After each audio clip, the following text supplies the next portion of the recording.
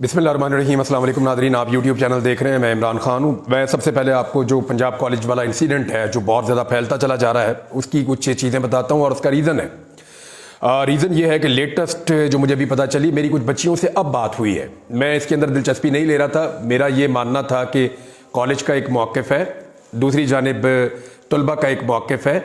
इसके ऊपर एक गैर जानिबदाराना इंक्वायरी होनी चाहिए। चाहे इसके ऊपर एक पार्लिमानी कमेटी बना दें, 2 बंदे पीटीआई के ले लें, 2 बंदे नून लीग के ले लें, अपोजिशन और हुकूमत मिलकर बैठ जाएं, 2 खवातीन भी बैठ जाएं, ताकि बच्ची का मामला है और इसके ऊपर इंक्वायरी कर लें और जो फैक्ट्स हैं वो कौम के सामने ले आएँ कि जी ये सच है और ये झूठ है, ताकि मामला दूध का दूध और पानी का पानी हो जाए, या कोई जुडिशियल एक इंक्वायरी इसके ऊपर करवा दें। तो मुझे लगता था कि ये चीज़ें होनी चाहिए और मैं समझता था कि ये हो भी जाएगा।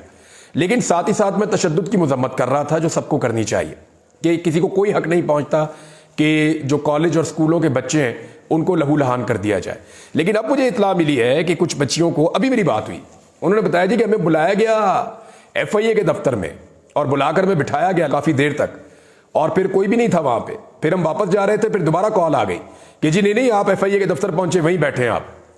तो वो बच्चियाँ बेचारी दोबारा चली गई। तो एक सब इंस्पेक्टर था जिसने उनको डील किया, यानी कोई लेडी ऑफिसर भी नहीं थी वहाँ पे, सब इंस्पेक्टर ने डील किया दोनों बच्चियों को।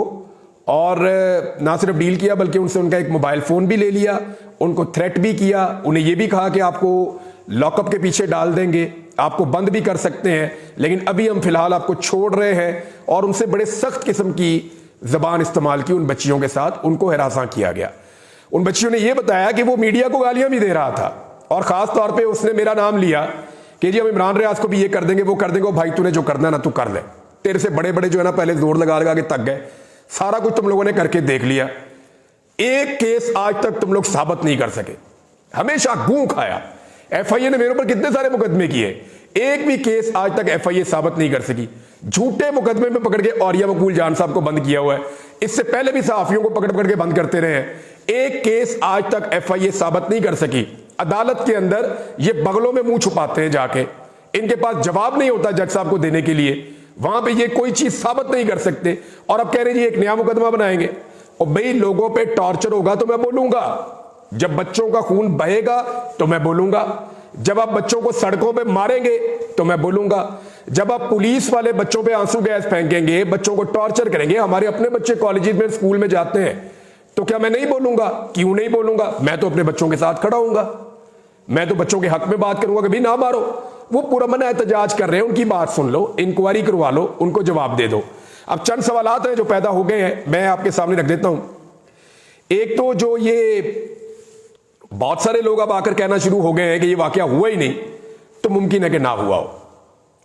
ये वाकया हुआ है या नहीं हुआ, बच्चों का खून बहा है, बच्चों को चोटें लगी हैं, दर्जनों बच्चे अस्पतालों में पहुंचे, पुलिस ने और गार्ड्स ने बदतरीन लाठीचार्ज किया है, बच्चों को गाड़ियों के साथ टक्करें मारी गई हैं, बच्चों को जो है वो बच्चियों की हालत गैर हो गई, मार खा के उनको अस्पताल पहुंची है बेचारी। ये सारा कुछ तो हुआ है ना, इसकी कौन मजम्मत करेगा? वो एक्चुअली मामले की रिपोर्टिंग इससे शुरू नहीं हुई कि कॉलेज में क्या इंसिडेंट हुआ था, वो तो इंक्वायरी होगी, पता चलेगी हुआ या नहीं हुआ। अभी सारे क्लेम कर रहे हैं कि नहीं हुआ, कोई ये नहीं बता रहा कि एक्चुअली वो बच्चा कौन था, लेकिन बच्चियां कहती हैं कि कोई एम्बुलेंस जरूर आई थी कॉलेज में, वो किसको लेकर गई ये अब तक नहीं पता, वो एक अलग कहानी है। उसके ऊपर तो मेरे ख्याल में जुडिशियल कमीशन या पार्लिमानी कमीशन बने और वो बन के इसके ऊपर फैसला करे, उसमें मैं बड़ा क्लियर हूं, क्योंकि उसमें मैं भी कुछ नहीं कह सकता, आप भी कुछ नहीं कह सकते, मैं उसमें तफ्तीश तो इदारों ने करनी है ना। और जिस तरह पंजाब हुकूमत ने अपने आप को पार्टी बनाया है इस सारे मामले में, तो वो तो तहकीक कर नहीं सकते, तो या तो एक जुडिशियल कमीशन बने या एक पार्लिमानी कमीशन बने जिसके अंदर दूध का दूध और पानी का पानी हो जाए। बच्चों का मुतालबा भी यही है कि जनाब हमें इसकी इंक्वायरी करके आप दें। अब बच्चे एहतजाज करते जा रहे हैं, पंजाब के बाकी शहरों में निकल रहे हैं, लाहौर में निकल रहे हैं। मुझे ऐसे लगता है कि ये जो PMLN है ना, इनका एक बहुत बड़ा इशू है। ये जिसके हाथ में कागज और कलम देख लेना या जिसके हाथ में ये किताब देख ले, ये समझते हैं ये हमारा दुश्मन है। तालीम के साथ इनकी ऐसी दुश्मनी है, तालीम के साथ इनको ऐसा बुग़्ज़ है, इन्हें लगता है कि जो शख्स पढ़ लिख जाएगा वो कभी भी हमारा कारकुन नहीं बनेगा। इन्हें लगता है जो शख्स आला तालीम हासिल कर लेगा या उसको शऊर आ जाएगा तो वो हमसे सवालात करेगा और हमसे जवाब मांगेगा, तो इनके पास जवाब तो होता कोई नहीं है। तो इन्होंने बच्चों को बिला वजह अपना दुश्मन बना लिया। यार बेशुमार बच्चे हैं जो हो सकता है नवाज शरीफ को भी पसंद करते हो, आपने उनको भी डंडे मार दिए, बहुत सारे बच्चे हैं जो इमरान खान को पसंद करते हो, आपने उनको भी डंडे मार दिए। क्या ये बच्चे अडयाला जेल गए थे, जाकर इमरान खान से मिले थे, वहां से पूरा मंसूबा लेकर आए थे कि ऐसे ऐसे हम एक झूठी कहानी बनाएंगे, ऐसे ऐसे हमारे गार्डों की नौकरियां तब्दील हो जाएंगी, उनकी शिफ्टें बदल दी जाएंगी, ऐसे एक एम्बुलेंस का साउंड होगा, ऐसे एक इंसिडेंट होगा, बच्चे उसके ऊपर एहतजाज करेंगे, टीचर उसके ऊपर बच्चों को थ्रेट करेंगे, फिर FIA को इस्तेमाल किया जाएगा, सारा खेल खेला जाएगा। क्या ये सारा कुछ अडयाला जेल में तय हुआ था? भाई एक कॉलेज के अंदर क्या हो रहा है क्या नहीं हो रहा हम तो नहीं जानते। अभी एक और खबर रिपोर्ट हुई है, मिसाल के तौर पे मैं आपको ये बता देता हूं। अब ये वाकया तो कोई नहीं जानता था कि ये वाकया कैसे हुआ, कौन किया, किस तरीके से हुआ। ये आप देखें, मैं आपके सामने रखता हूं। नादिर बलोच साहब हैं, उन्होंने एक FIR शेयर किया है और ये FIR पिंड दादन खान से है जी। ये पंजाब का पिंड दादन खान है, झेलम का इलाका, वहां से उन्होंने ये FIR शेयर किया है। FIR के अंदर जो है वो जो थोड़ा सा उर्दू मतन है मैं आपको बता देता हूं कि पिंड दादन खान में तालिबा के साथ ज्यादती का वाकया। एजुकेटेड स्कूल की 8 साला तालिबा को स्कूल की कैंटीन के ठेकेदार ने मुबैना ज्यादती का निशाना बना डाला। तालिबा के इब्तदाई मेडिकल टेस्ट में डॉक्टर्स ने ज्यादती की तस्दीक कर दी। पुलिस ने मुलजिम इम्तियाज को गिरफ्तार करके मुकदमा दर्ज कर लिया। ये एक वाकया है ना, तो ये दूसरा वाकया भी ऐसे ही रिपोर्ट होना था, इससे ज्यादा नहीं होना था। वो भी बच्चे प्रोटेस्ट कर रहे थे, एहतजाज कर रहे थे, आपने उनको मारना शुरू कर दिया। मुझे लगता है इन्हें खून चाहिए। यानी कोई एक आधा हफ्ता हो गया, पाकिस्तान तहरीक इंसाफ के कारकुन नहीं निकले ना, तो ये लाठी चार्ज नहीं कर सके, खून नहीं बहा सके। तो ये जो पंजाब की जो गवर्नमेंट है ये ड्रैकुला लगती है मुझे। इनको खून पीने का शौक है, खून देखने का शौक है। तो जब शौक पूरा नहीं होता, लगता है नशा टूट रहा था, बच्चों को मारना शुरू कर दिया। भाई वो पुरअमन एहतजाज कर रहे थे, मैंने किसी जगह पे बच्चों को नहीं देखा कि वो पुलिस को मार रहे हो। ये पहले दिन की बात मैं कर रहा हूं, इवन दूसरे दिन भी बच्चे पहले पुलिस को नहीं मार रहे थे, बच्चे तो पुलिस को अंकल अंकल अंकल कह के पुकार रहे थे। बच्चियां ये कह रही थी कि अंकल आपके घर बेटी नहीं है, तो इस किस्म के सवालात वो उठा रही थी। वो दिल को छू जाने वाला जुमला है, मैंने पहले भी ये बात आपको बताई थी। अब वो बच्चे एहतजाज कर रहे हैं पुरअमन, आप उनको पुरअमन तरीके से कह सकते हैं, कॉलेज की इंतजामिया भी यही कर रही है अब, और गवर्नमेंट भी यही कर सकती थी। हम बच्चे इसकी इंक्वायरी कर लेते हैं, आप लोगों का मुतालबा जायज़ है, इसकी तहकीकात होनी चाहिए, हम तहकीकात करवा लेते हैं। जिन तहकीकात पे आप मुतमईन है उस तरह का हम बोर्ड, जैसे शेख हसीना वाजिद कहती थी ना तलबा को कि ये दहशतगर्द है, शेख हसीना वाजिद कहती थी ना ये रजाकार है।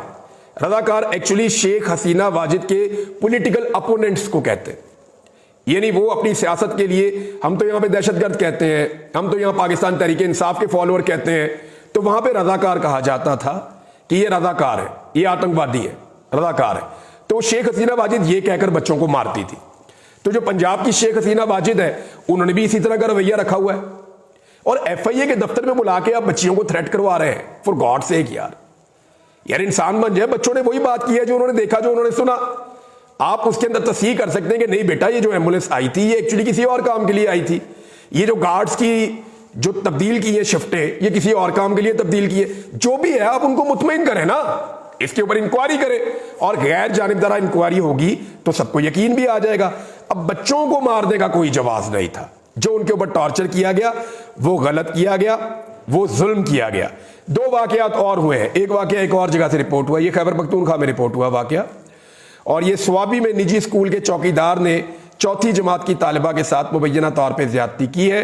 इसका भी वाकया हुआ और यहां पे भी बता रहे हैं कि जिसको गिरफ्तार कर दिया गया है, और इसी तरह एक पिंड दादन खान में वाकया हुआ, वहां पे भी गिरफ्तार कर दिया गया। तो देखें ये इशू तो है, ये इशू तो है पाकिस्तान में, और बच्चियों को महफूज बनाना हम सबकी रिस्पॉन्सिबिलिटी भी है।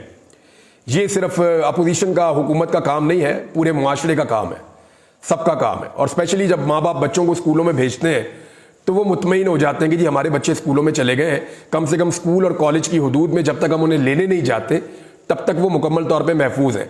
अगर वो अपने बच्चे बच्चियों को स्कूलों और कॉलेजों में भेजने के बाद भी ज़हनी तौर पे इसी खौफ का शिकार रहेंगे, तो क्या हम एक मुआशरे में रहते हैं, एक शहरों में रहते हैं, या हम जंगल में रहते हैं कि जहां पे जो बच्चा बाहर निकले तो माँ बाप को फिक्र हो गई पता नहीं कोई और बड़ा जानवर खा ना जाए हमारे बच्चों को। तो ये रियासत की जिम्मेदारी है, रियासती इदारों की जिम्मेदारी है, हुकूमत की जिम्मेदारी है, अपोजिशन की जिम्मेदारी है, सबको ये जिम्मेदारी लेनी पड़ेगी और लेनी चाहिए। अब इसके ऊपर किसी ने शौक पूरा करना ना मीडिया को दबाने का, अब जिस तरह की प्रेस कॉन्फ्रेंस की, और प्रेस कॉन्फ्रेंस से पहले वो जो वजीर इत्तलात ने आगे मीडिया को धमकियां दी है, यार मैं तो कहता हूं हमारी सहाफती बरादरी जो है वो पता नहीं क्या उनको हो गया है, गैरत ही नहीं जाग रही। मरियम नवाज ने कुत्ते कहा, इनकी गैरत नहीं जागी। परवेज रशीद ने जो भी कहा, गैरत नहीं जागी। वो हमारे जो चीफ जस्टिस ऑफ पाकिस्तान है, उन्होंने बेशुमार अलकाबात से नवाज दिया मीडिया को, कुत्ते भी कह दिया और पता नहीं खारिज दादा कुत्ते कह दिया, रेबीज वाला कुत्ता जो काटता है वो कह दिया और पता नहीं क्या कुछ कह दिया, गैरत नहीं जागती। बिकाऊ माल कह दिया, गैरत नहीं जागती। गंडापुर के एक जुमले के ऊपर जनाब बाइकआउट भी होगा, ये भी होगा, वो भी होगा। मुझे लगता है कि पाकिस्तान का मीडिया भी जो है ना, वो एक तरह से टाउटी कर रहा है। कमजोर जो है वो काबू आ जाए तो उसको दबाता है, ताकतवर जो हुक्म दे उसको हुक्म को बजा लाता है। यही पाकिस्तान का मीडिया कर रहा है। यहां पे खड़ी होकर इंफॉर्मेशन मिनिस्टर ने बाकायदा धमकी लगाई है, खबरदार किसी ने सवाल किया तो, खबरदार कोई ऊंची आवाज में बोला तो, खबरदार किसी ने माहौल खराब किया तो शहजादी साहिबा आ रही है, शहजादी साहिबा आ रही है, खबरदार कोई माहौल खराब ना करे और बिल्कुल अच्छे बच्चों की तरह बन के रहो। जिसने शरारत की फिर मैं उसके इदारे में शिकायत लगाऊंगी और उसका मतलब समझते हो, उसका मतलब तुम्हारी नौकरी गई। यार इस नौयत की धमकियां तो आज तक सुनी भी नहीं थी। यार दबे लफ्जों में तो लोग कह देते थे, नौकरी बाद का चली भी जाती थी। मुझे ये नून लीग वाले दफ्तर में आगे बैठ जाते थे, मुझे कई दफा इन्होंने मुअत्तल करवाया, कई दफा मुअत्तल करवाया, नाम ले सकता हूं मैं। परवेज रशीद मेरे दफ्तर आगे बैठ गया, फर्क करो इसको। ख्वाजा साद रफीक, इतने बड़े जमहूरियत के चैंपियन, मेरे दफ्तर में आगे बैठे, फर्क करो इसको। और फाद हुसैन जनाब आगे, बात सुनने वाला कौन? फाद हुसैन। मुझे कई दफा फारक किया फाद हुसैन ने, बीट चेंज कर दी, मुअत्तल कर दिया। ये काम जनाब फाद हुसैन सब करते थे इनके कहने पे। तब मैं समझता था शायद फाद हुसैन न्यूट्रल है, लेकिन बाद में मुझे पता चला कि ये तो एक ही साइड से खेलते हैं। तो उन्होंने कह दिया, इन्होंने कर दिया, तो क्या फर्क पड़ता है, ये तो बाद में पता चला मुझे। लेकिन मेरे अल्लाह की जात बहुत बड़ी है, पहले भी इन्होंने बड़े मुकदमे बनाए, बड़ी चीजें की हैं। अब ये मीडिया को बाकायदा थ्रेट कर रहे हैं और मीडिया सुकून से ठंड प्रोग्राम बैठ के देख रहा है। ये मीडिया की क्रेडिबिलिटी भी खत्म हो जाएगी, बिल्कुल खत्म हो जाएगी। मुझे आज फोन आया मुबीन आरफ जट जो एमएनए है गुजरांवाला से, उनके वालिद का, आरफ जट साहब। उन्होंने कहा जी मेरी फैक्ट्री के ताले तोड़े हैं, पहले सील किया था, ताले तोड़े, उनको खोला है, वहां से 13 से 14 करोड़ रुपए का माल उठाकर ले गए हैं। 13 से 14 करोड़ रुपए का माल उठाकर ले गए हैं। आईनी तरमीम में वोट दो तो 50 करोड़ से 1 अरब रुपए तक मिल जाएगा। आईनी तरमीम में वोट नहीं दोगे, 14 करोड़ का माल फैक्ट्री से उठाकर ले गए। फिर वो कहते हैं हमारे घर के ताले तोड़े, ताले तोड़ के अंदर दाखिल हुए, जितने हमारे घर के अंदर सेफ थे उनको तोड़ा और कीमती सामान वहां से भी उठाकर ले गए। और वो मुझे पूछ रहे थे यार हमें किस बात की सजा मिल रही है, हमने इस मुल्क में इलेक्शन लड़के गलती कर ली है, लोगों ने मेरे बेटे को वोट डाला, मेरा बेटा एमएनए बन गया और हमें तो कोई भी वोट नहीं डालता, वोट तो डाला लोगों ने इमरान खान को। अब हम ये कहते हैं कि इमरान खान का वोट है, हमने बेईमानी नहीं करनी। इस मुल्क में बेईमानी ना करने की हमें यह सजा मिल रही है कि हमारी फैक्ट्री, गोदाम, घर, हर चीज तबाह हो रही है। उसके ऊपर मरियम नवाज की जबान नहीं खुलेगी। खून पीने का शौक है ना, ऐसा लगता है कि ये चाहते हैं कि टॉर्चर चले, जुल्म चले, बर्बरियत चले, उसके अलावा इन्हें और कुछ पसंद नहीं है। दूसरी जानिब जो है वो जरका साहिबा से मेरी बात हुई, डॉक्टर जरका। उन्होंने सुबह फजर की मैंने नमाज पढ़ी तो मुझे उनका एक मिस कॉल आया हुआ था, मैंने उन्हें कॉल की तो उन्होंने मुझे कहा कि जी मेरे साथ बहुत बुरा हो रहा है। मैंने कहा जी आपके साथ क्या हुआ? उन्होंने कहा जी मैं पाकिस्तान के बाहर थी, मेरा बेटा, अच्छा मुझे ये पता था उनका एक जो छोटा बेटा है ना वो ज़हनी तौर पे थोड़ा सा बीमार है, मैं समझा उसको उठा लिया था। उन्होंने कहा उसको नहीं उठाया, मेरा एक बड़ा बेटा है और वो इंजीनियर है और वो काम करता है, उसको उठा लिया एजेंसियों ने। मैंने कहा जी फिर क्या हुआ? कहते जी उसके बाद मेरे बेटे से बात करवाते थे। मैंने बेटे से कहा मेरी इनसे बात करवाओ, बात भी नहीं करते थे और धमकाते थे। मेरा बेटा कहता था ये मुझे कभी नहीं छोड़ेंगे, आप वापस आ जाए। तो वो एक माँ है, वो बैरूने मुल्क से, पीटीआई ने मना किया आपने नहीं आना, वो मजबूर होकर पाकिस्तान आ गई। बेटे को कहते थे तुम्हारी माँ को पता है करना क्या है, सिर्फ तुम मुझे कॉल करके बुलाओ इधर। माँ पहुंचती है और उनको मिलने के लिए जाती है, अपनी पार्टी की क़यादत से रब्ता करती है। शिबली फराज साहब ने हाथ खड़े किए, उन्होंने कहा जी ठीक है हम आपके साथ जरूर है, लेकिन ये मामला आपको हल करना है, आप जाएं, जाके उनसे मुज़ाकरात करें और मिले। तो शिबली फराज साहब ने मशवरा दिया और वो जाके मिल रही हैं। उन्होंने जाके मुलाकात की, मुलाकात करके उन्होंने कहा जी आप मुझे रख लें अपने पास, मेरे बेटे को छोड़ दें। उन्होंने कहा ये हम नहीं कर सकते, बेटा आपका इधर ही है, आपने कहीं जाना है तो जाएं। उन्होंने कहा जी मेरा क्लिनिक तो खोल दें, मेरी कमाई वहां से होती है। उन्होंने क्लिनिक खोल दिया। अब जरका साहिबा खैबर पख्तूनख्वा भी जा रही हैं, इस्लामाबाद, लाहौर, जहां दिल कर रहा है वहां जा रही हैं, वो घूम फिर रही हैं। लेकिन उनका बेटा जो है उनके बकौल जो उन्होंने मुझे कहा एजेंसियों की हिरासत में है, उन्होंने अपने पास रखा हुआ है। वो ये कहती हैं कि मैं वोट डालना ही नहीं चाहती, ना मुझे पैसा चाहिए, ना मैं वोट डालना चाहती हूँ। ये उन्होंने कहा मुझे अभी तक कि ना मैं पैसा ले रही हूं, ना मैं वोट डालना चाहती हूं, ना मैं आईनी तरमीम के हक में हूं। मैं इमरान खान से बेवफाई कभी नहीं करूंगी। मैं इनसे पूछती हूं तुमने मुझे क्यों चुन लिया, बाकी भी तो हैं। तो मैंने उन्हें बताया, मैंने कहा जी बाकियों में भी ऐसे ही दबाव है, हर एक पे अपने अपने लेवल का दबाव पड़ रहा है, ये आपके दबाव का तरीकाकार थोड़ा अलग हो सकता है। उन्होंने कहा जी बड़े अच्छे तरीके से मेरे बेटे को रखा हुआ है, मुझे भी अच्छी जगह पे रख देते हैं जब मैं उनके पास जाती हूँ।